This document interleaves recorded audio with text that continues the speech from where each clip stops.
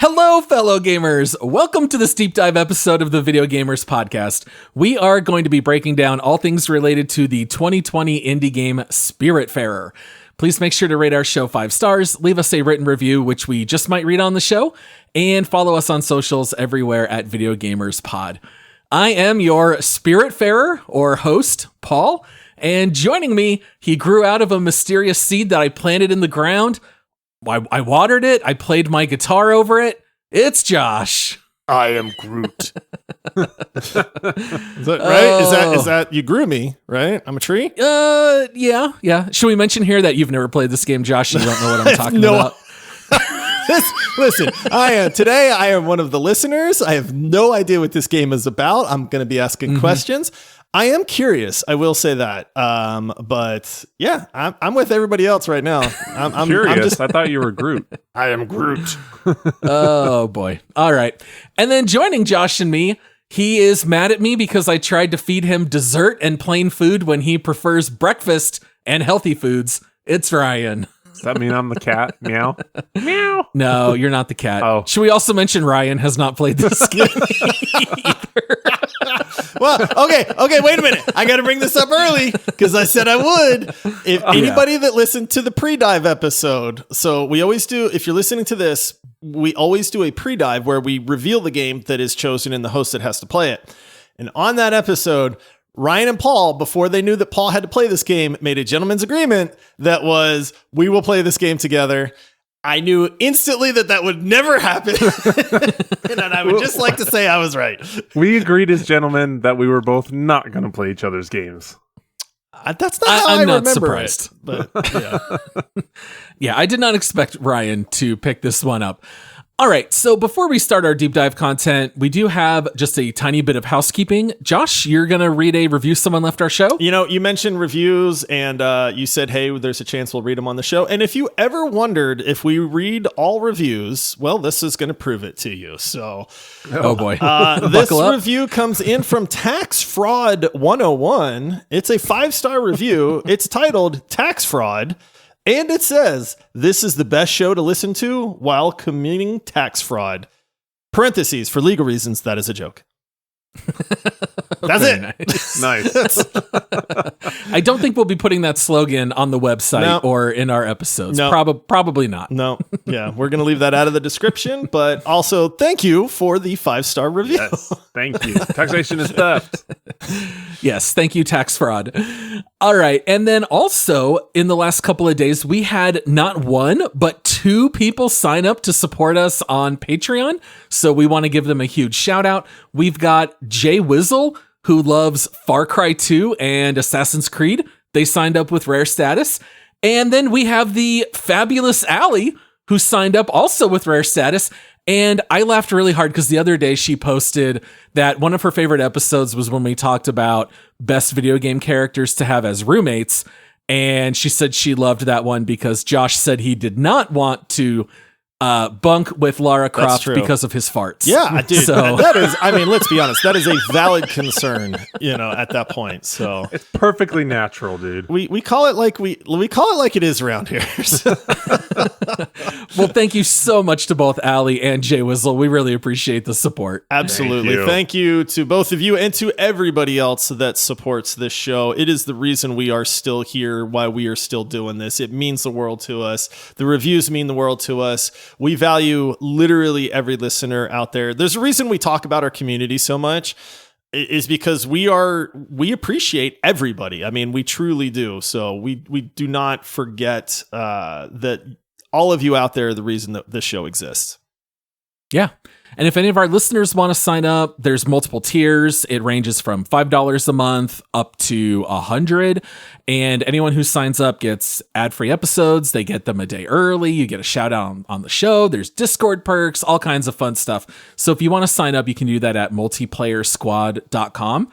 And then talking about that legendary tier, Ryan, why don't you do the honors? Why don't you tell our listeners why we're here covering Spiritfarer? Yeah, I was gonna say, since you're bringing it up and the perks you get. So awesome perk for legendary. We have this cool format called Hijack a Host. So you get to sign up as legendary. You get all the other perks as well as this hijack. You get to to pick a host and pick a game, and we got to play it.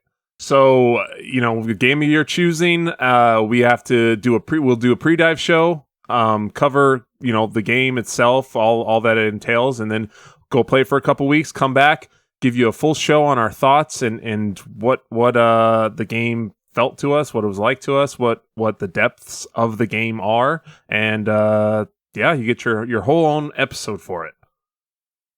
And so who gave us? Oh, I guess I should probably tell you who it was. Listen, I had a long day Mystery at work. supporter. Okay? I walked in. I'm covered in concrete dust. Okay, Cykasniber, thank you so much for your support. Awesome member of the community. Very active in the Discord. Cykasniber came in, hopped on the Legendary, and chose Paul, and made Paul play Spiritfarer, and that's what we're going to cover today.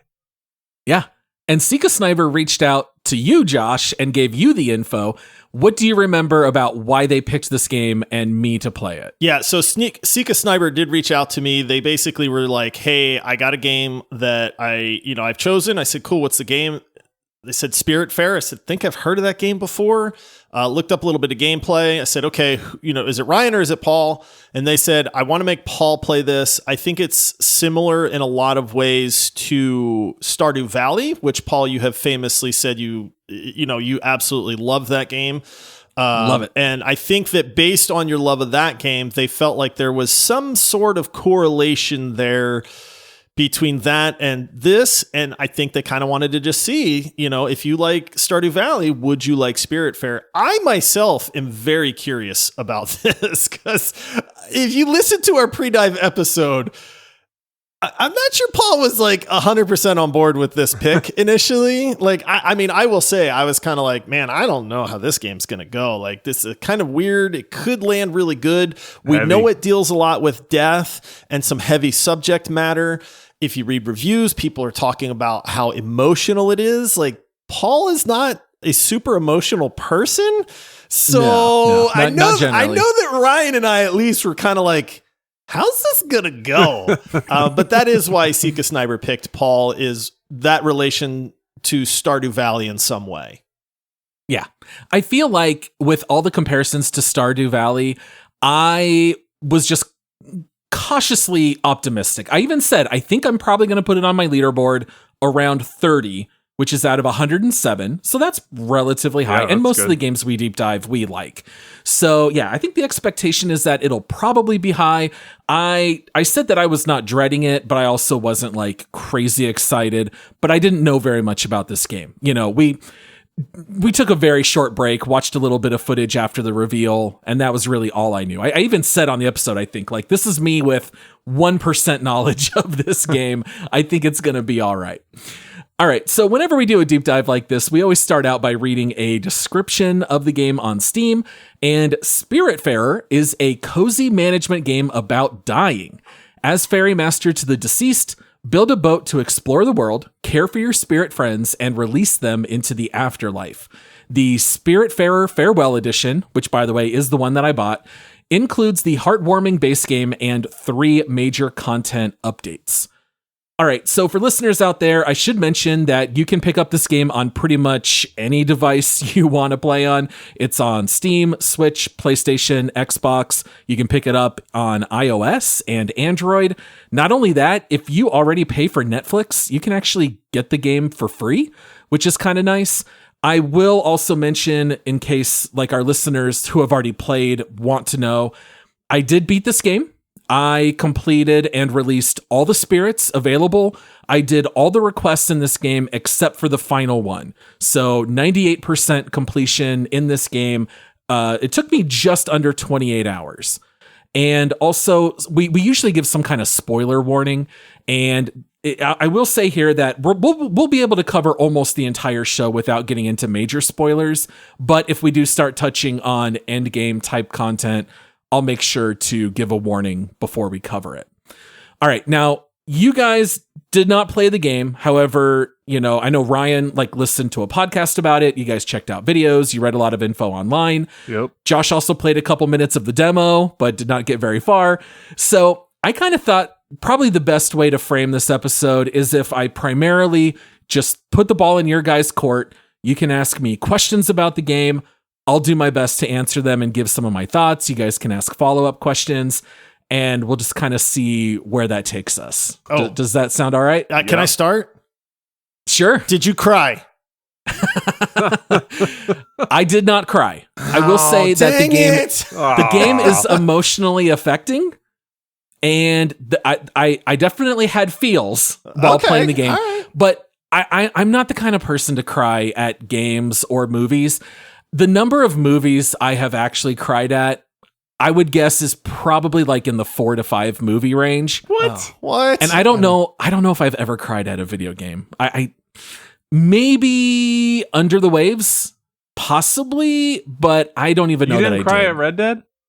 No. Oh, no. you even the good ending with the sunset? Yeah, even the good ending. No, man. Dude, I'm not like a crybaby, but I definitely don't mind like getting choked up. We're rewatching The Office, and we're at the part where Michael is leaving, and it's the sad episode where he's going around telling everybody. And I was like getting a little choked up, man. I was like, dang, it's so sad. He's been here so long. Like everybody's gonna miss him. And all right, I love when Michael tells The Office, we, meaning him and Holly, we're moving to Colorado, and Kevin's like, we're all moving to Colorado. Yeah. It's like, no, you idiot. All right. So you did get some feels though. Yeah, absolutely. I mean, this game is very emotional, very affecting. That is more like, look, my wife and I joke all the time, like in Arrested Development, you don't have enough RAM to understand. And my wife says that to me a lot. So that speaks more to me than it does the game, if that makes sense. All right. One more question, then I'll let Ryan jump in. What the heck is this game, Paul? Like, what? Sure. Give me the like. I mean, we read a Steam description. Like, explain this like I'm 5 because I am, and I have no idea what this game. You played the demo though. You played the demo. No, dude, that demo was broken and made no sense. And I was playing as a cat. I was trying to play as the lady. I made it to where you build the first little house thing for somebody. Sure. And then I was just like, I'm out. I don't have to play this. I'm just picturing like the spirit chilling. Like, I need to cross. And Josh is like, oh, I'm out of here. See ya. Yeah. Sorry. I don't know how to control my character. It just keeps controlling this cat for some reason. I don't know how to switch. Yeah. You must have somehow clicked on co-op mode. I don't know what you did there, Josh, but yeah, I think that's a great question. So, especially for our listeners who have never seen this game, it is like a 2D side-scroller perspective. It has a beautiful art style. Everything looks very hand-drawn. And essentially, you play as this young woman named Stella, who's got a big old hat. And in the beginning of the game, you basically find out that Charon, who you might know from like your Greek mythology, they are like the person that ferries the dead to Hades. So like the bridge from the living world to the land of the dead. And so Charon basically tells you, hey, it's my last day. You're the new Spiritfarer. You're taking over. You got to go get a boat. And now you're just going to go around and help ferry people and take them until your job is done as the Spiritfarer. And so over the course of the game, you are sailing this boat. You select different locations on a map. You can sail around. You are doing all kinds of things. You are building things on your boat that make your spirits happier while they ride with you. Some spirits are with you for a very long time, some only a short amount of time. They are giving you missions and talking to you, and basically you are there to help support them until they are ready to go. And then when their missions are done, they say, okay, you can take me to the Everdoor and you can set sail there. And that is the portal where it takes them to the afterlife. And so basically you're going to be doing that several times over the course of this game. But with each spirit, they're going to add like a new element to the game. So we'll get into all the details of what that looks like. But there are certainly like management simulation aspects, because you have to manage like, and I know it might sound goofy because they're spirits, but they get hungry. So you have to manage their hunger meters. They actually interact with the other spirits in a little bit kind of like RimWorld. And so you'll see different attributes. They are happy or they are mad. And so you're kind of like managing those things. But then the game also throws like platforming elements at you. There's a lot of crafting. You're mining things and chopping down trees and catching lightning in a bottle and running around, getting hit by cosmic rays that you collect. And all this stuff is used to like craft and build more stuff on your boat. So it's kind of like a ton of crafting. You're also managing your relationships while also learning more about Stella and her background. And fun fact, she does not speak at all in this game. Does not say a single word. So kind of like back in the day, we talked about silent protagonists in games, and Stella's one you can add to that list. So hopefully it's kind of hard unless you watch footage, but hopefully that at least gives like a basic idea of what it is. Yeah, it sounds like there's a lot. There's a lot to it. There is a lot. Yeah. Is it, you talked about kind of going back and forth and shuttling the spirits and then doing quests and stuff. Is it like an open world, or is it pretty guided, or how does that work? So it actually is open world, which is kind of neat. So when you are on your boat, the boat itself is pretty small, and you can run from like one end of the boat to the other in probably about 8 seconds. But then you can go and set sail to different locations on the map. So there's like different stuff you can do. There are spots on the map that show wreckage. And so if you go there, you get to loot some stuff. It'll give you like some random wood, some random ore, some stuff like that. But then there's also islands everywhere. Like, I don't know how many islands there are in this game. I'd venture a guess there's probably like 25-ish, something like that. And each island kind of has like its own stuff. So they have different resources to gather, different people to talk to. Maybe there's like, a new island that I just discovered. Maybe there is a spirit there that I can go pick up and add to my boat. So there is actually a lot of exploration in this game also, because the way the map works is there's like shroud. And so as you go to the edges and then you open your map again, it unlocks a new radius, and it might mark like a new island that you get to go check out. Okay, so you're like looking for the spirits. You can go find them all over. Yep. Okay. You're going around looking for them. You pick them up, learn about them and their life, and then they join you from that point on. See, cool. I don't know why I just assumed that this game just was always on the boat, and like the people came to the boat or something like that. So you're saying like the boat is only a part of the game, and you are actually going and venturing out from the boat and exploring these little islands and stuff? 100%. Yes, you get off the boat. Okay. So when you get to a new port, they play some cool music, the camera zooms out, it tells you the name of the island, and then you go get on your little rowboat, and then it takes you to the island, and now you're running around on that island, do whatever you want to do, and when you're done, you go back to the rowboat, click the X button on your controller, and it takes you back. So there's a lot to do on your boat, but you're also spending a lot of time on the islands. Like, you actually, most of the time, you set sail to a location, and then you run around and do stuff on your boat until you get there.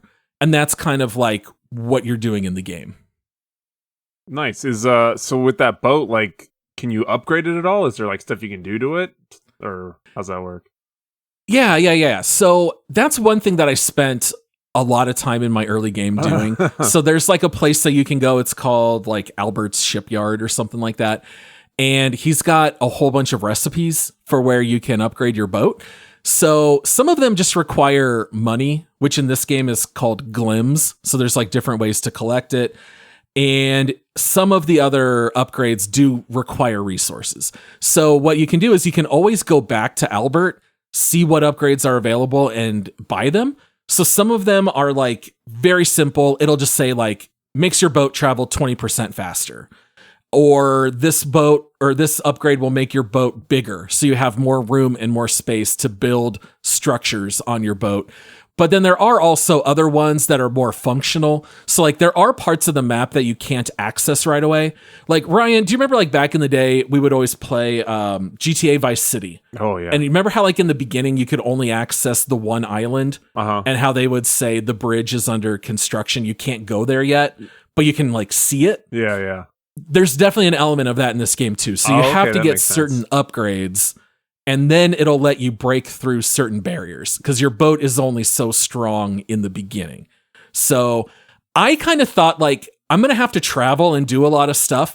So I ended up actually like wasting probably a little bit of time where I was going from wreckage to wreckage, finding like just a small random amount of loot until I upgraded my ship a couple times. And then I kind of realized later, oh, if you just focus on the missions, you're actually going to like find all this loot in plenty. But yeah, upgrading your ship is definitely a large part of it for sure. Now, you mentioned these islands and the ship and stuff like that and upgrading the ship, but like the I've made no, like secret that I love good progression in a game. So like these islands and stuff you're on, are you finding like new materials on these islands? Is it like, hey, I finally found an island that has gold on it, so now I can do this? Or are the islands just for finding these characters that you interact with? Or like, what is the point of like things that are not on the boat? Oh, all right. So I think this might surprise you based on like just the little bit of footage we saw, because this actually really surprised me. This game has a huge Metroidvania feel, even though the map and the things you do not play like a Metroidvania. But you know how like whatever you're playing, whether it's like Bloodstained or Castlevania Symphony of the Night or Hollow Knight, you can always like see, okay, that's a ledge I can't reach, but I bet at some point I'm going to learn double jump and then I'm going to be able to get up there. Wow. And this game absolutely gives you that. So as you're going from island to island, there's like two different forms of progression. Yes, there is an element where different islands have different mats. One of the things I love in this game, by the way, is that the map shows you. So if I go to the map and I mouse over a certain island, it'll say, now it doesn't tell you right away. You have to explore the island first. But then if you're ever looking at the map, it'll tell you this island has 2 maple trees.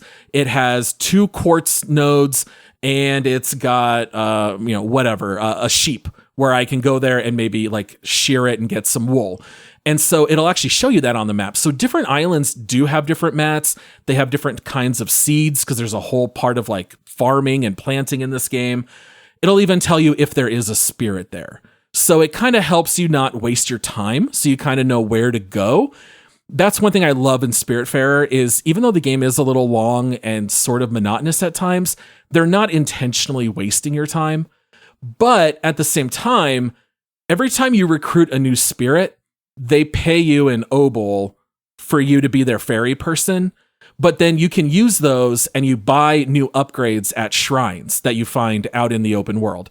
So that's where it's kind of like a Metroidvania because it does give you double jump. You also learn an ability kind of like in Zelda where you can like glide, where you hold your hat and it'll let you slow glide your way down. There's another ability that lets you bounce off of umbrellas. There's another one that lets you like burst forward with a dash.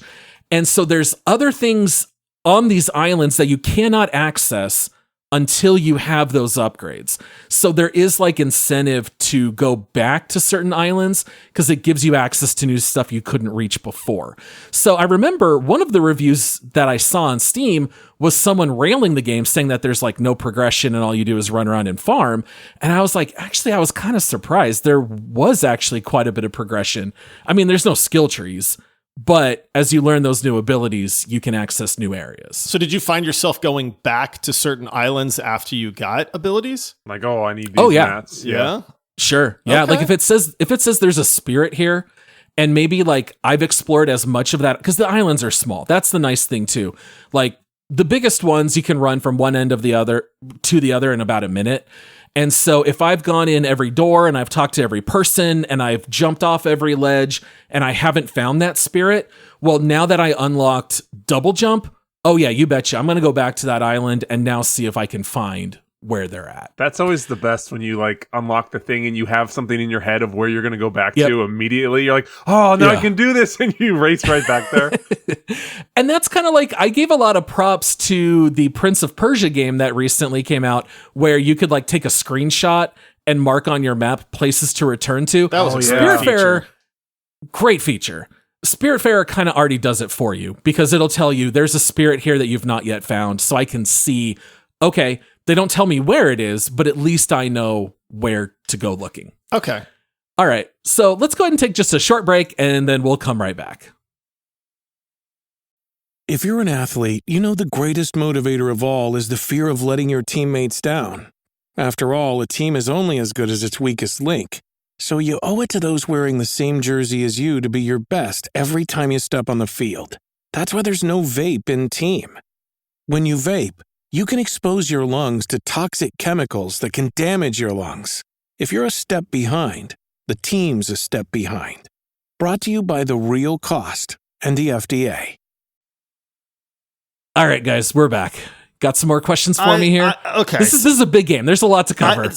We've got. Let me summarize here because we just got back from break. So you are the new ferryman.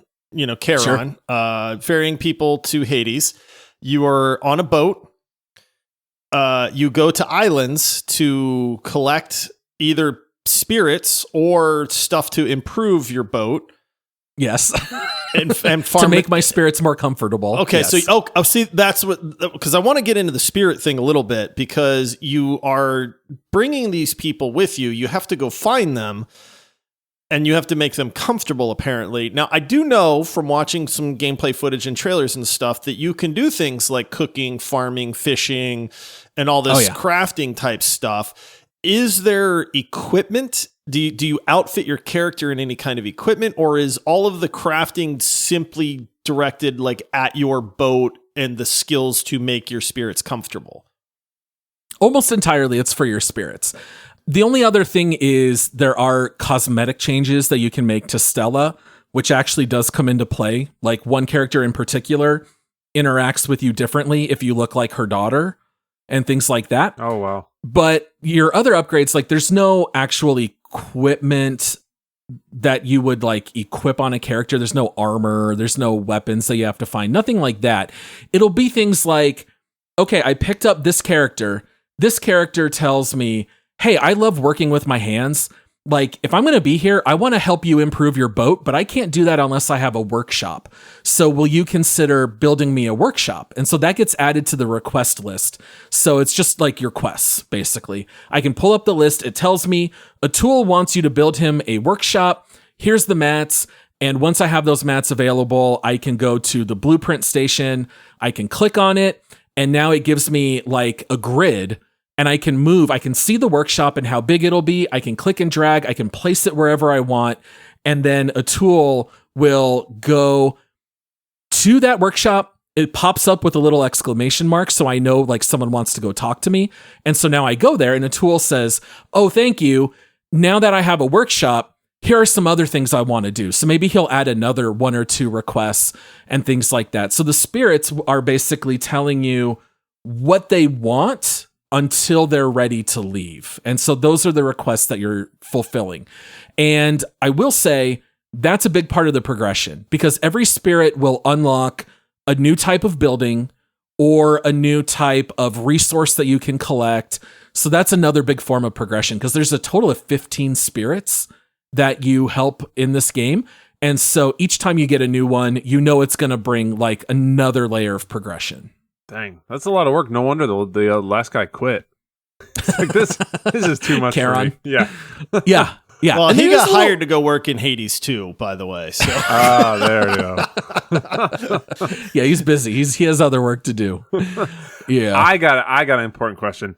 So anyone, all of our listeners probably born after 2000 won't get this one, but did you just play the game the whole time just yelling Stella? You know what? It did not even cross my mind once to yell Stella. That's so funny. No, I didn't even think about it. Stella! Stella! Okay, the real important question though, Josh mentioned like all the other things you could do, while you're out exploring and helping the spirits. What was the fishing like, man? We know that we know that this is the big one for you. What was the fishing like? There I was fishing. saving that for the very end, Ryan. You just jumped to the pinnacle of the show. Got to keep people hooked, so to speak. Nice. Yeah, I even said if any game has fishing, I'm guaranteed to like the game.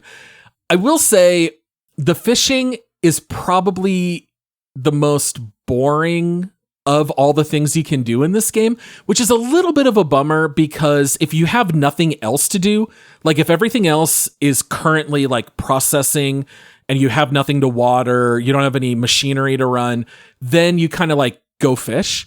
But the way the fishing works is very rudimentary. You just press X to cast your line, and then once you get a bite, you press and hold X, and then Stella starts reeling it in. And if it's like a small fish, like a herring, you just hold X the whole time. Just reel it in. You have a herring, and then that's it. If it's something that's bigger, then what happens is your rod starts to turn red with tension, and then you just let go of X, and then the fish starts swimming away. And then as soon as your fishing line goes yellow, you press and hold it again. And so like the really big fish, like there are some parts on the map marked that have like tuna, and it actually plays like different, really intense, epic music while you're fishing this tuna. That's actually kind of neat, but that's only in special areas of the map. Usually you're just yanking that line and you maybe let go 2 times, and then it'll be like you caught a flounder, or you caught an old boot, or you caught a jar with a message in it, or whatever. So the fishing is just a matter of pressing and holding X. I was a little disappointed, but I mean, not every game can have like Red Dead 2 fishing, you know? I was gonna say that's the pinnacle of fishing in a game right there. Oh yeah. Absolutely. So I want to know a lot more about these spirits, because I kind of feel like the interacting with the spirits and the stories that they tell and stuff are like the main hook of this game, and like where that emotional weight comes from. But one of the things that I remember from the pre-dive was that the developers of this game said that they were very heavily influenced by Studio Ghibli, who I absolutely love, dude. Like me and my daughter have watched almost every Studio Ghibli movie. You know, I really like that, like their work and just kind of the way those movies make you feel. So like in this case with Spiritfarer, because it does have a really unique art style to it, like, but I didn't play long enough to really get into like the vibe, the music, the art of this game. Like, does it stand out? Does it draw you in? Does it serve to kind of like accentuate like the kind of sadness of like these people are all dead and they're going to Hades? Or like, how does that play into the actual game itself? Yeah, so I would say probably the one thing that stuck out the most to me that seemed reminiscent of Studio Ghibli, and I have very limited experience. Like I've seen a few movies and I've seen some of the Miyazaki ones, but like, for example, there are a couple occasions, and I don't want to get too spoilery here, but you do end up talking to Hades himself. Ooh. And these are some of the coolest, most epic moments in the game. So maybe you ferry a spirit, and then it kind of like cuts to almost like a little platformer. And so you have to climb your way up. The game gives you some narrative where you find out some stuff. And then as you reach the top, you'll see like the camera zooms out and there's like an owl that's the size of Godzilla with its back to you. And the music is like really powerful and epic. And it almost looks like the owl's feathers are on fire. And then like he turns and is just so much bigger than you and starts talking to you about your job and your role as the Spiritfarer. And he even kind of like pokes a little bit about why you're doing this. A little bit. He's kind of like, are you trying to help others, or are you trying to like get some kind of advantage over death and over me by doing this? Like, do you think you can maybe escape death because you're doing this? And those moments are very cool because it just feels like you're in the presence of power, but it's still like hand drawn. And so it kind of gives you like a sense of awe you don't necessarily have in other parts of the game. Hades is not supposed to be scary per se, but you do feel a little bit like in awe, a little bit frightened to like be in his presence. That was like the stuff to me that felt very Studio Ghibli. Nice. If that makes sense. Yeah, definitely. Now, like, what, I guess, do these spirits, like, they're like animals, right? Or they're different types of beasts, or how does that work? So this is the thing that's a little weird in this game, and this took me a little while to catch on. Yeah. So like when you go to these islands that you're exploring, there's like people running around, but every single one looks the same. They almost have like a blanket over their head and you kind of see like their eyes, but everyone's very generic looking. And when you recruit a spirit, you can tell which ones have spirits you have to recruit, because you'll see like almost like if it were to be a shadow above them, that's like the shape of an animal. So like in the very beginning, the first spirit you get is Gwen. And so when you recruit the spirit, it goes to the boat, and then you have to run to the front of the boat and welcome them there. And then that's when they take form. So every spirit starts with that generic figure, and then they turn into some kind of animal and tell you who they are. But what's kind of weird is that they are not animals, they are people. Okay. So it's almost like the game has the spirits appear as animals because it's kind of reminding you you're not in the real physical world. You're in some kind of intermediary as you're taking them from the physical world to the afterlife. And I think they also, I might be wrong in this, I'm just guessing. I think they did it on purpose to put a little bit of space emotionally between you and the stories. Because like, without going into a lot of details, one of the spirits is an 8-year-old child that you take on your boat. And I think if you physically saw an 8-year-old child as they're telling you things like, I fell asleep and I've been trying to wake up and I can't, I think that would be too gut-wrenching. So instead, it's a character that appears like a mushroom and runs around your boat.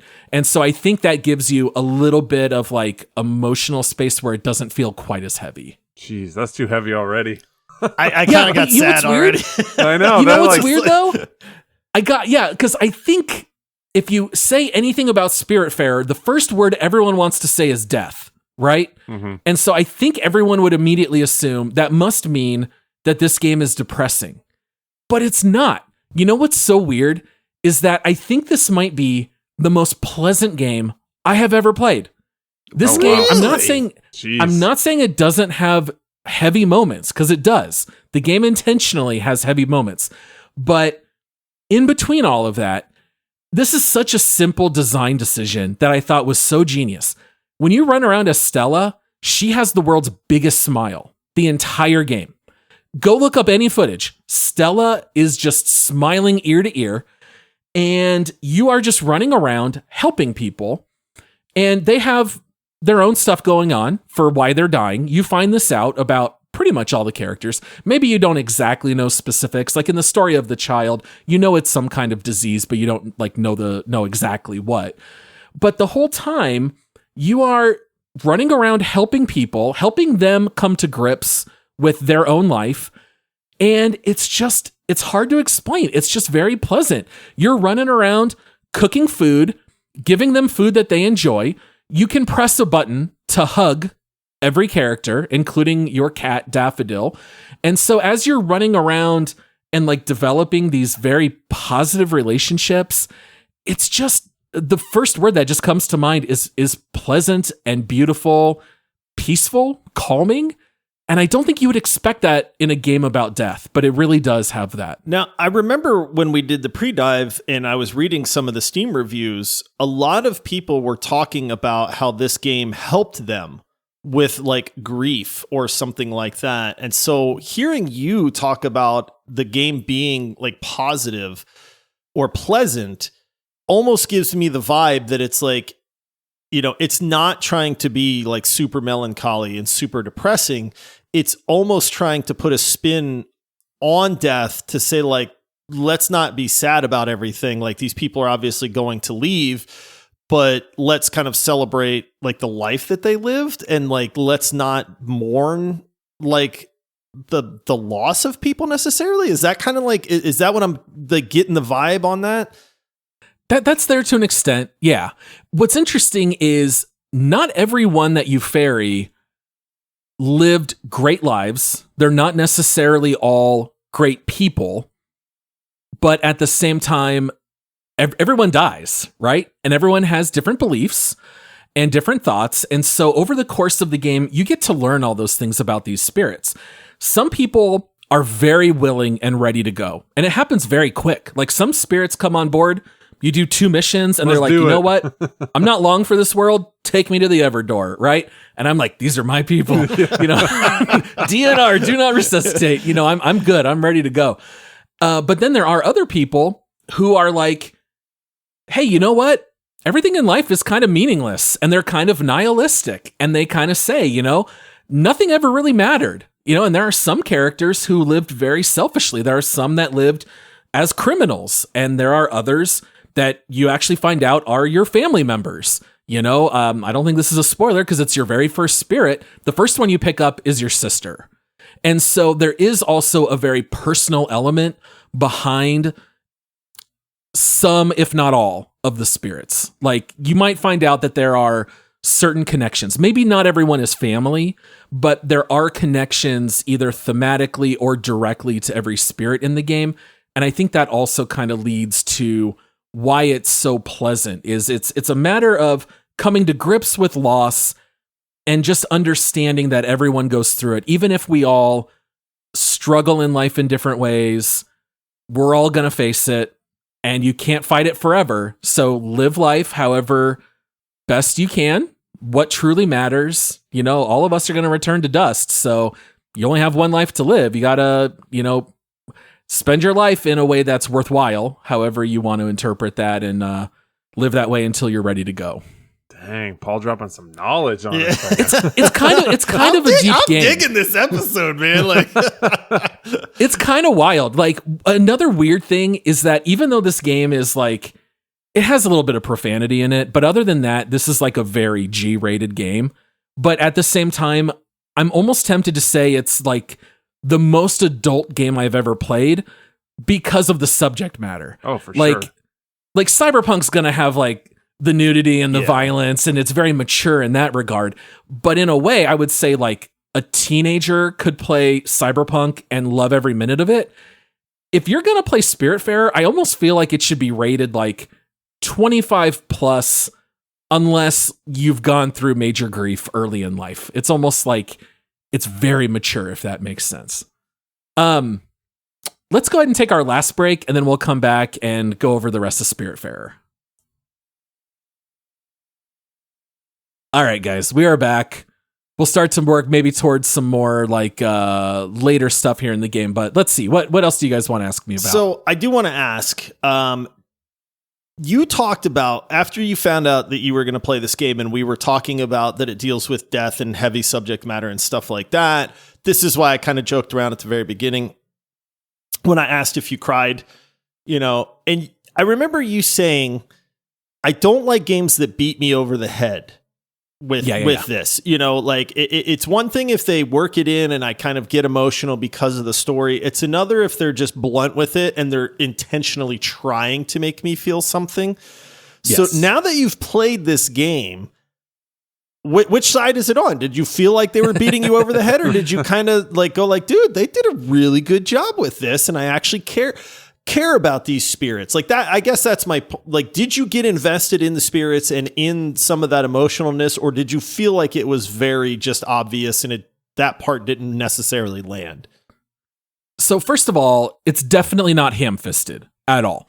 I do not think this game has a single ounce of emotional manipulation, because that's what I remember saying in the pre-dive. If I sense you trying to make me cry, I will shut down and I will say, no. You're not going to manipulate me in that way. I think I even poked fun at The Notebook. And look, I haven't seen it since that movie came out. But if you have a character with amnesia and they're dying and I'm reading you this book, but it's really about us, like, to me, that's so silly and cheesy. Like, I hate ultra cheesy romance songs. I've always joked with my wife that The Way You Look Tonight, which I think is the title, by Eric Clapton, is like the most romantic song to me because it's all very relatable and rooted in real life. Like, I got a headache at the party, so you drove me home and helped me into bed. Like, that's a real human story there. And this game does that pretty well. I mean, I will say some spirits definitely resonated with me more than others. Not every story is a home run hit. Like, there are some in this game that I'm like, good riddance. Like, I'm not going to miss you. I don't really care. There's the Everdoor. Don't let it hit you on the way out. Yeah. To people who have played without me going into details, like Bruce and Mickey didn't do much for me. Elena famously is like a character a lot of players hate. But there are others that I did find to be very, very emotionally affecting, where you are very sad to see them go, but you understand why. And one of the coolest things is as you ferry a spirit to the Everdoor, So first you go on your map in the boat and you have to sail there. But then when you get in the rowboat, it's just you and that other spirit. And when you're making that final journey, that's when it's kind of like summarizing everything that's happened. So the character will say, thank you, Stella. You were here and helped me in a way that my parents were never able to. And here are my grand thoughts about life and death and summarizing it all. And then as you reach the Everdoor, Stella runs over and gives them a hug. And then they start to like levitate in the air, and then they disappear. And the camera zooms out and you see the Everdoor with the reflection in the water. So it makes a circle. And so it's kind of like reminding you of the circle of life. And then it pans up to the sky and it makes a constellation that clearly looks like that character. So like Gwen, the character in the beginning, looks like a deer. It's clearly a deer head with antlers. And what's really cool is for the rest of the game, when you look at the night sky in the distance, you'll see that drawn. Oh, that's cool. And that's neat. And you still have their old rooms. So the game will let you demolish your optional buildings. Like a loom lets you turn like fibers into like blankets and stuff like that. Essentially, you can destroy those. It won't let you destroy their buildings that they lived in. So you always have these reminders of those past spirits. And every time you go back to the Everdoor, they appear as like almost like a glow in the dark blue. And so their spirit actually does reappear on your ship. They don't talk to you or do anything, but it lets you hug them. So I thought it was really cool that the game always gives you those reminders of the old characters that you played with. Dang, that constellation thing is pretty cool. So that, like in the connection to the spirits, and then just the emotional weight and the feeling in this game, like I know we've talked about it on a lot of stuff, is just what music can do with emotion and within a game. And you mentioned like with the owl or during the fishing, was the music pretty good to where like it affected you throughout? Or the music's really, really well done. Oh, nice. Like the best music in a game is when you don't necessarily notice it. Like it doesn't distract you. It just amplifies the emotions of the game. This does that really well.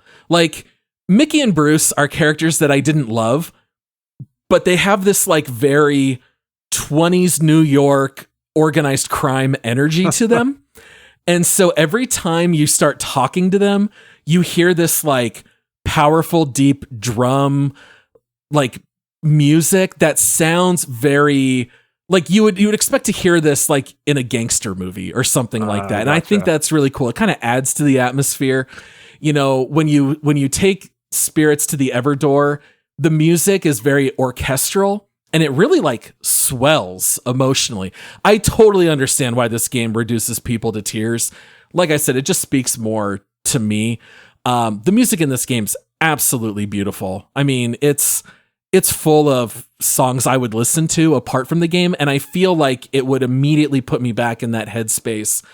Oh yeah, that's a tool playing his flute on my boat. Because that's like another thing. Your spirits will do things on your boat.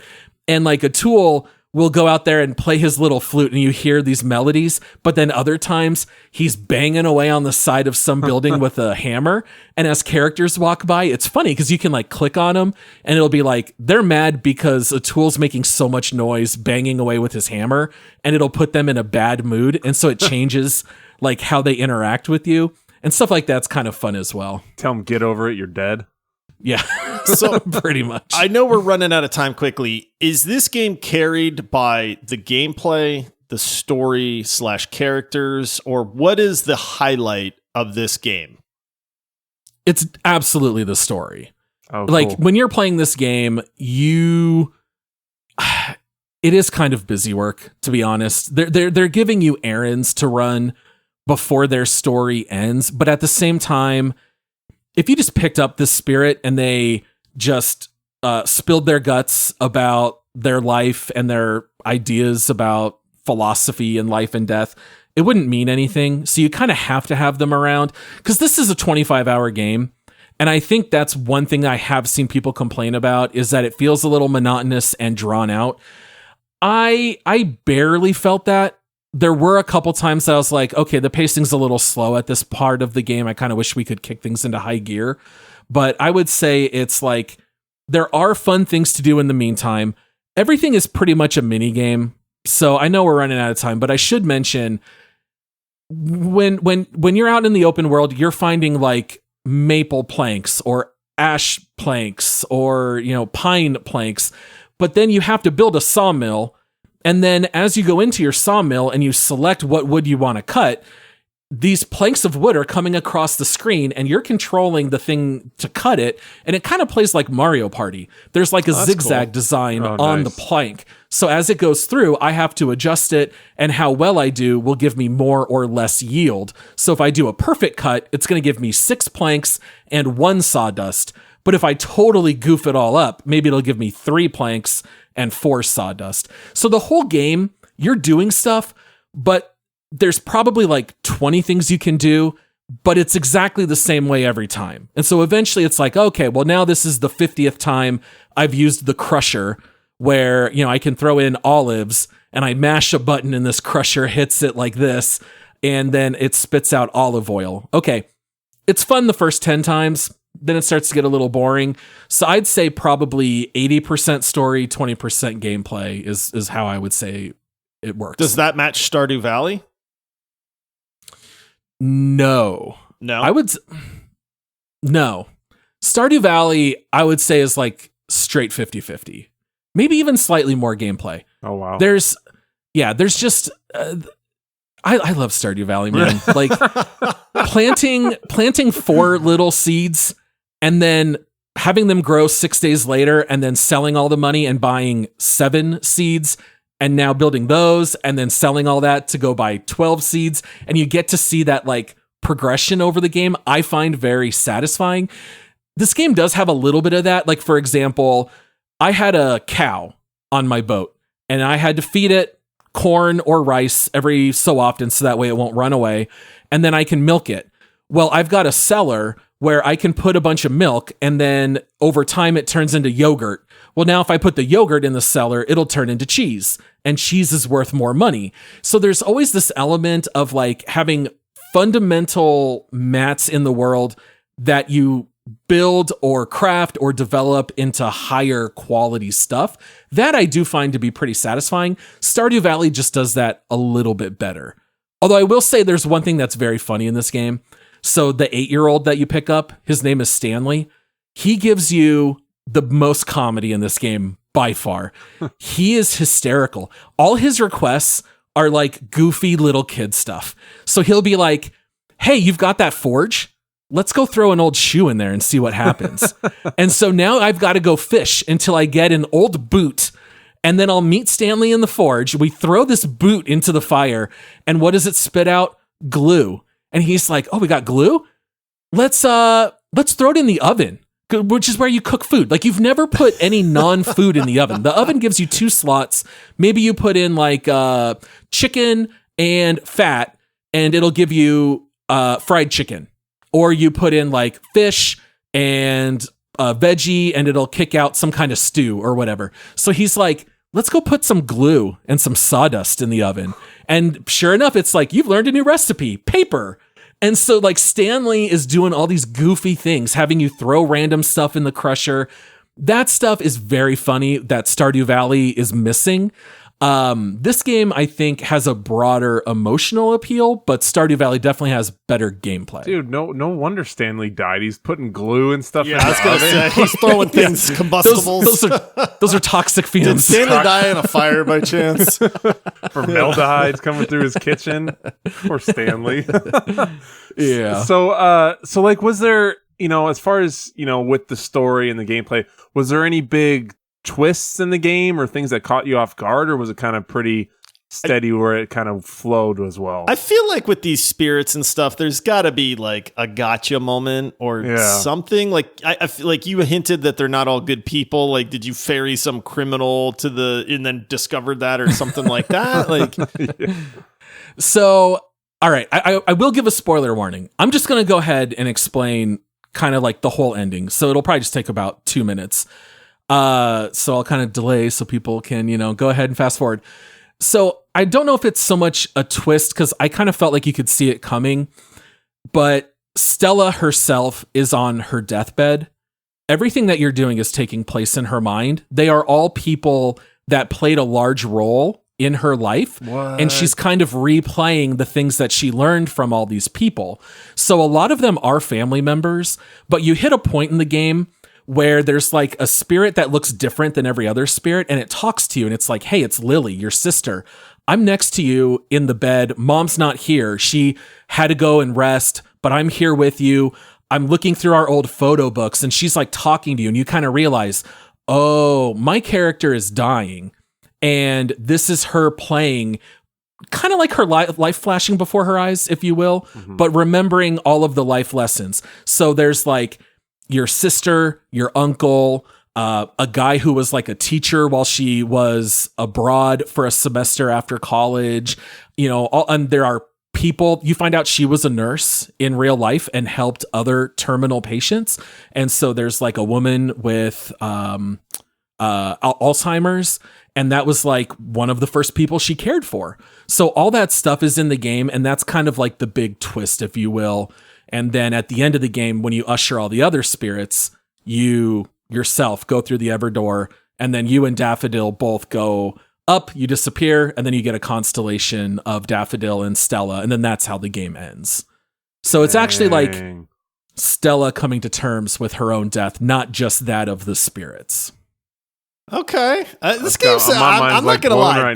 This is not the kind of game that I think I would play, but I am absolutely digging like hearing about this game, man. I like being told it. I don't think I could play it. That's exactly right? Like, I don't think I could play it. I think I'd probably get a little bored, but like hearing about it is really like making me interested, man. Yeah. The Cliff's Notes 1 hour version instead of the 25 hour gameplay. Perfect. Yeah, give me the summary. All right, Paul. So, I mean, I just want to know what Paul thought. Ryan, do you have any other questions before we like get Paul's actual like rating on this game? Because I'm dying to know. I feel like he's talking about it very favorably. I think so. Yeah. I mean, these things are, it had a lot of the stuff that checks, on Paul's little checklist for games. So I think it's going to be very favorable. But yeah, I can't think of anything else other than what's the deal with the cat again? What's Daffodil? Just the cat's just your cat, chilling, dude. There's nothing more to it than that. Okay. It's just a goofy looking cat that sort of just like rolls around and sometimes gets stuck. Because like whenever you cut down a tree, you hit the action button. But then Daffodil has to run over, and then you each summon like half a saw, and then it connects, and then you saw it down. Dude, my Daffodil would get stuck, and like sometimes I would just sit around, and Stella's like, "Where's Daffodil?" And then here comes Daffodil floating in, and like he's a little derpy at times, but very cute. But that's it. He's just a cat. All right, so give us the deets, Paul. Like, what'd you think overall? Like, give us your rating. We can head to the leaderboard after that. But I'm kind of curious your overall thoughts on this. I enjoyed it quite a bit. I do not love it quite as much as Stardew Valley or RimWorld. Those were the two games that I felt like this was the closest to that we've done deep dives. Yeah, and it would be shocking if I liked them as much. Those are two of my all-time favorite games. I don't like it quite that much. Really enjoyed the experience. I will say in the beginning, I was less sold on the game. I think the real turning point was the first time I talked to Hades. And that's kind of like the first hints of there's something else going on. And that really piqued my interest.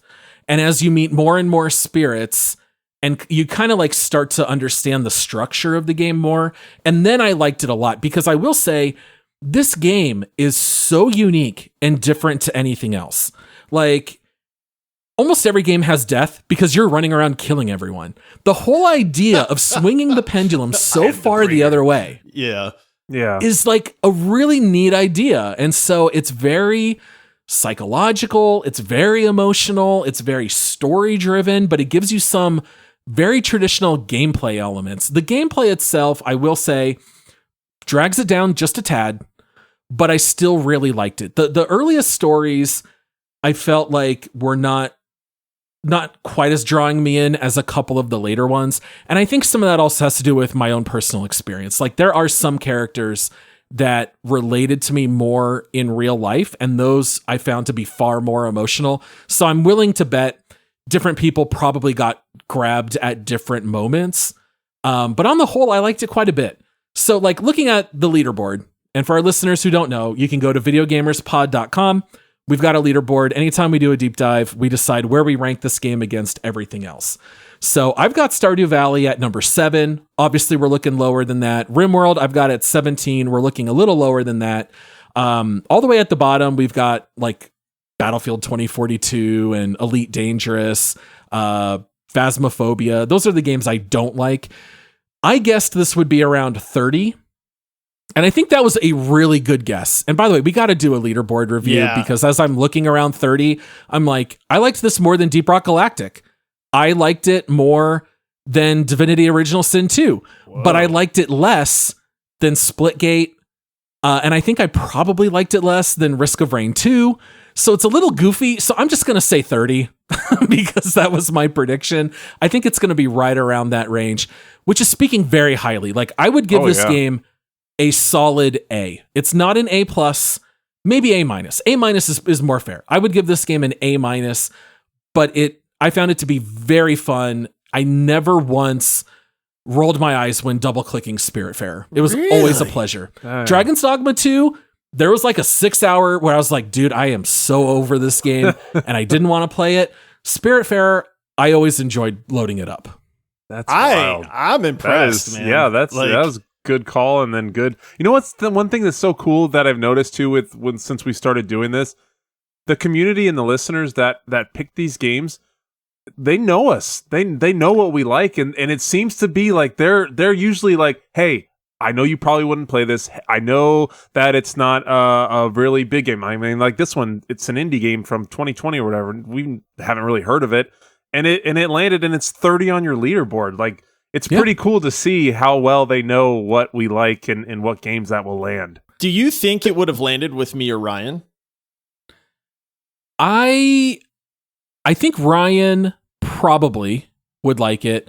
Josh, I think you would give one of those like, I really enjoyed these certain moments, but everything in between was just so boring. Right. Like, there's no combat. You can't die in this game.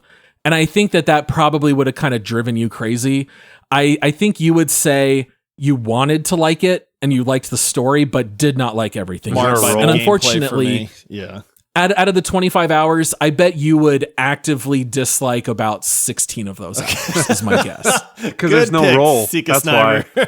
Yeah. I mean, I got to say, man, kudos to Cykasniber for picking this and for picking you, because a 30 is high on our leaderboard. That's way up there. No slouch of a game, man. I mean, that's 2 away from Diablo 4. Yeah. You know what I mean? Like, I mean, like Demio, Divinity Original Sin 2, Risk of Rain, Payday 2, which we all know Paul loves a lot. Like, that is some super high praise, man. Yeah, I think it really is. Like, I always say on my leaderboard, I quite like pretty much all the games until you hit about 80. So if you're talking about like 80 games that I actually like quite a bit, and this one being number 30, definitely speaks volumes. Yeah, it's definitely one of the better forced games that I've had to play on the show. I mean, Red Dead 2 was a legendary supporter pick. I believe it was if memory serves. Everybody knows that game's that's great. Cheating. Yeah, that's one of the best games of all time. I mean, Ryan and I both have it in our top 2 of all time. So, like other than a couple things like that, this one ranks very high up there. I'm really glad that I was forced to play it. I don't know that I would have picked it up otherwise.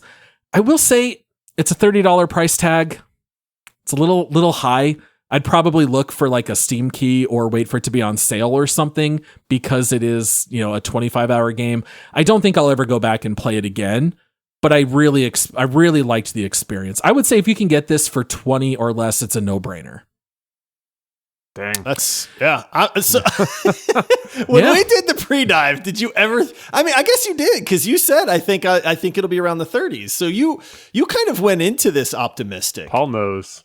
Yeah, that was 100% because the words Stardew Valley were spoken. Yeah. Like it got brought up by Cykasniber. It got brought up in the reviews that you read. Like 95% Steam reviews too. Yeah. So yeah.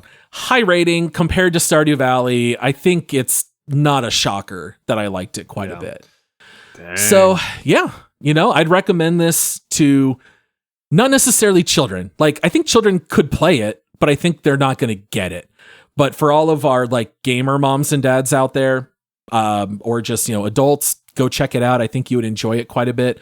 If nothing else, play the 2 hours and then refund it if you're on Steam. If you're not into it, I think by the 2 hour mark, you kind of have a pretty good idea of what it is.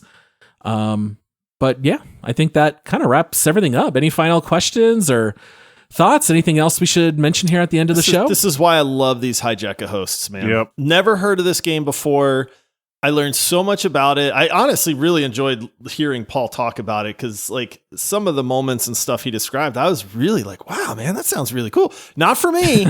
I don't think I'd enjoy this game, but it's very neat to hear about. I mean, this is one reason we love gaming, right? Is it's like something that lands for one person may not land for another person, but then to hear the praise and the response to that, I just love this, man. I this is why we do what we do, to experience these games, to let you all out there kind of pick some of them for us and kind of hear how they land, and that sort of stuff. It's just awesome, man. I love it.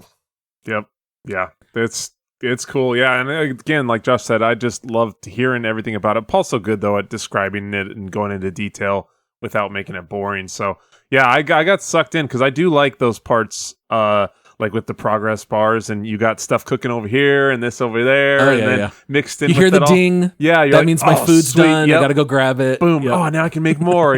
I do like that part, but I'm glad that I just got to hear it all from you because it might have been a little too much for me. Yeah, too much of a time investment. I get it. Well, we just want to say thank you once again for Cykasniber. Thank you so much for the support. I mean, we love you. Thanks for, all the activity on Discord and for picking a game I didn't hate. I really, really appreciate it. And we just want to tell all of our listeners, as a reminder, please go check out support options at multiplayersquad.com for all those fun perks. Rate our show 5 stars, join our Discord, follow us on socials at Video Gamers Pod. Go tell a friend about the show. Those are all great ways you can help us out. Thank you so much for listening. Until next time, happy gaming. Stella! See everybody.